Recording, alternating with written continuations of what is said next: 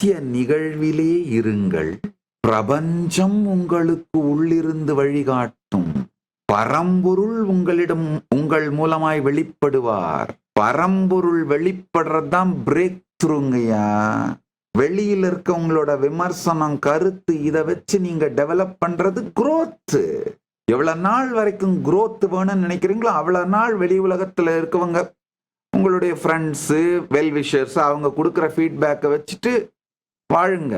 எப்ப break through வேணும்னு நினைக்கிறீங்களோ அப்ப எல்லாத்தையும் வெளியில வச்சுட்டு, இது மொத்தமும் மலாஸ்திரமப்பா அப்படின்னு வெளியில வச்சுட்டு உட்கார்ந்து நித்திய நிகழ்விற்குள் அமருங்கள்.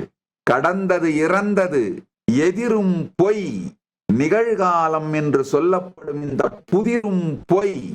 கடந்ததும் பொய், எதிரும் பொய், நிகழ்காலம் என்று சொல்லப்படும் இந்த புதிரும் பொய். நித்திய நிகழ்வே மெய்.